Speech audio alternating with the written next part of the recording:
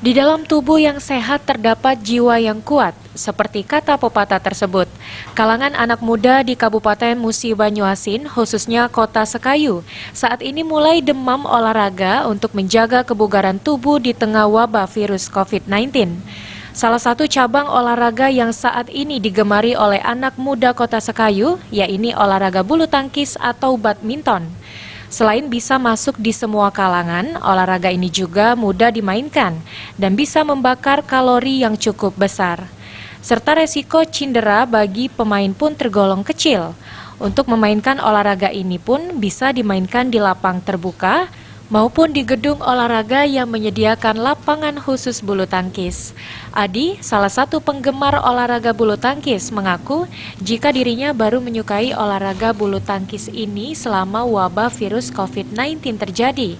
Ia menyadari bahwa olahraga sangatlah penting demi menjaga kebugaran tubuh, apalagi saat ini sedang terjadi wabah pandemi virus COVID-19. Ia biasanya bermain olahraga ini bersama rekan kerja atau sesama pencinta bulu tangkis lainnya. Selain menyehatkan, olahraga ini juga sangat menyenangkan. Biasanya ia juga bermain bulu tangkis 2 kali dalam seminggu karena harus bergantian dengan pemain lainnya. Olahraga ini gimana nih? Karena dengan olahraga kita lebih sehat dan menghindari yang namanya kegiatan yang positif, sudah itu menjaga imun tubuh dan menjaga kesehatan. Ini mainnya kapan aja nih? Nah, jadwal kita di Gor ini, Gor Rangkonang Muba ini jadwal Senin sama Rabu. Rabu. Ya. Ini biasanya sama siapa aja mainnya? Sama dengan Pak Sekwan, sama OPD, Teman-teman kantor lah. Dewan.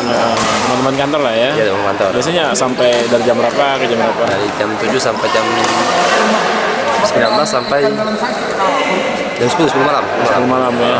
Nah, memang kenapa sih milihnya di sini? Mainnya kenapa milih di sini atau? Inilah yang tempatnya paling bagus kan, sementara ini kan. Ruzi Iskandar, PAL TV.